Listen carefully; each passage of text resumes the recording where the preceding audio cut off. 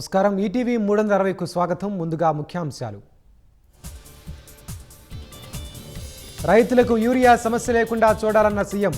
Black marketing చేస్తున్న వారిపై కఠిన చర్యలకు ఆదేశం. రాష్ట్రంలో 11 మంది ఐఏఎస్ల బదిలీలు. టీటీడీ ఈఓగా రెండోసారి అనిల్ కుమార్ సింఘాల్ నియామకం.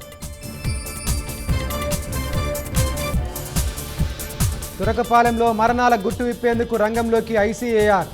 గ్రామంలో మట్టి నీటి నమూనాలు సేకరించిన శాస్త్రవేత్తలు.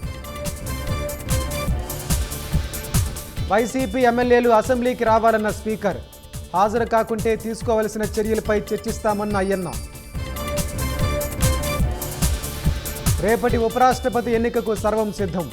ఓటింగ్ ప్రక్రియపై ఎంపీలకు ఎన్డీఏ ఇండీ కూటమిల దిశానిర్దేశం. బీహార్ ఎస్ఐఆర్కు ఆధార్ను అనుమతించాలన్న సుప్రీంకోర్టు. ఓటరు నిర్ధారణకు వినియోగించాలని ఈసీకి ఆదేశం. రష్యాకు వ్యతిరేకంగా రెండో దశ ఆంక్షలకు సిద్ధమైన ట్రంప్. చమురుకొనే భారత్ వంటి దేశాలకు సెగ తగిలే అవకాశం. సామాజిక మాధ్యమాలపై నిషేధంతో అట్టుడుకుతున్న నేపాల్. కాఠ్మండూలో చెలరేగిన ఘర్షణల్లో 19 మంది మృతి.